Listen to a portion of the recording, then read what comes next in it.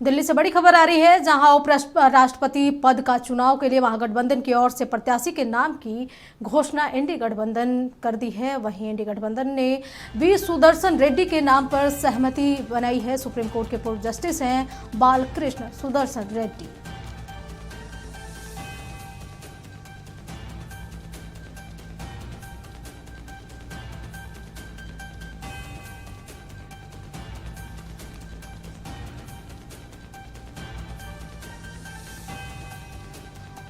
इस खबर पर अधिक जानकारी के लिए हमारे इनपुट हेड निलय सिंह हमारे साथ जुड़े हुए हैं।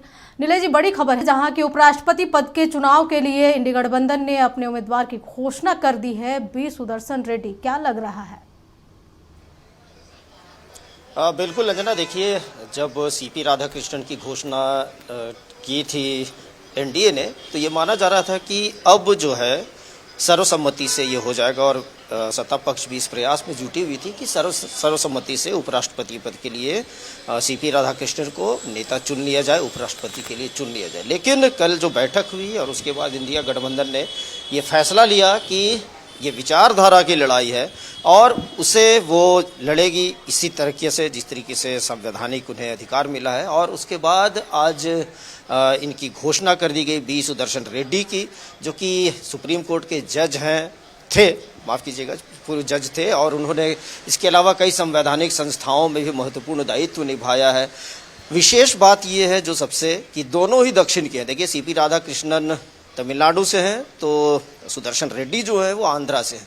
अब ये लड़ाई जो है वो दक्षिण बनाम दक्षिण की हो गई है, और क्योंकि सीपी राधाकृष्णन का जो बैकग्राउंड है, जो उनकी जो पृष्ठभूमि है वो आरएसएस की है। इसके अलावा अगर हम झारखंड की बात करें तो यहाँ भी करीब 1.5 साल उन्होंने राज्यपाल का दायित्व निभाया है।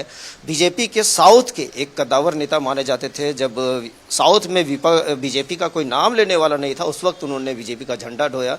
तो जाहिर सी बात है कि अब उन्हें एक कहा जाए तो उन्हें क्रेडिट के रूप में उन्हें उपराष्ट्रपति पद का उम्मीदवार बनाया गया है। लेकिन अब जब एक और उम्मीदवार की घोषणा विपक्ष की ओर से हो गई है, तो अब ये मामला जो है, ये मुकाबला जो है वो थोड़ा रोचक होता जा रहा है। देखिए, अगर हम गणित की बात करें तो लोकसभा में जो 542 सीट है और राज्यसभा में 240 है, कुल मिलाकर 782 सीट मान सकते हैं आप।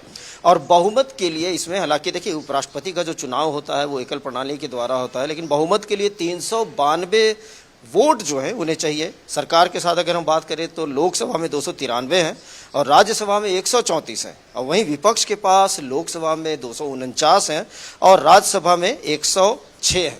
देखिए, 133 वोट ऐसे हैं जिन्होंने अभी तक कोई फैसला नहीं लिया है कि वो किसके पक्ष में जाएंगे, और ये जो 133 वोट हैं वो कहा जाए तो फैक्टर बनेंगे। एनडीए के पास बहुमत से 31 सांसद ज्यादा है, एनडीए के पास 31 सांसद ज्यादा है बहुमत से, तो क्या लग रहा है कि इसमें तो एक तरफा ही जाएगा सीपी राधाकृष्णन की ओर?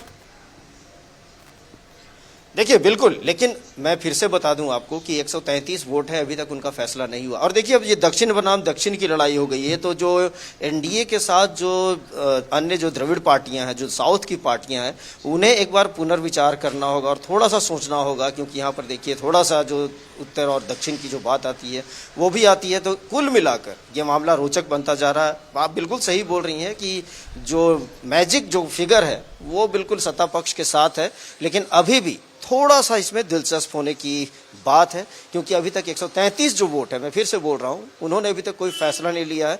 और अब देखना है कि वो किसके साथ जाएंगे, जिसमें कि आपके वाईएसआर से लेकर तमाम जो डीएमके हैं या फिर जो साउथ की जो अन्य पार्टियां हैं, उनका जो निर्णय होगा वो बहुत ही महत्वपूर्ण होगा। हालांकि ऐसा लगता नहीं है कि एनडीए को कोई दिक्कत होगी और सीपी राधाकृष्णन जो बन जाएंगे, लेकिन जैसा कि माना जा रहा था कि सर्वसम्मति से चुनाव हो पाता, अब वैसा होना मुश्किल दिख रहा है, क्योंकि घोषणा हो चुकी है और अब 2 उम्मीदवार उपराष्ट्रपति पद के लिए मैं अभी तक की बात कर रहा हूँ, खड़े हो गए हैं। अब थोड़ा सा और इंतजार करना होगा, जिसके बाद ये पता चल जाएगा कि भारत का अगला उपराष्ट्रपति कौन होगा। चलिए निलय जी, तमाम जानकारी के लिए आपका बहुत बहुत शुक्रिया। तो बता दें कि उपराष्ट्रपति पद का चुनाव के लिए एनडीए ने अपना उम्मीदवार घोषित कर दिया है, तो दूसरी ओर एनडीए गठबंधन ने भी अपने उम्मीदवार की घोषणा कर दी है।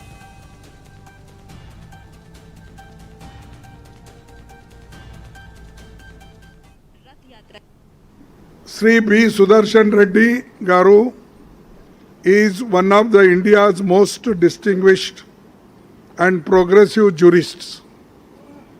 He has had a long and eminent legal career, including as judge of the Andhra Pradesh High Court, Chief Justice of Guwahati High Court, and judge of the Supreme Court. He has been a consistent and courageous champion of social, economic and political justice. सभी party मिलके एक common candidate को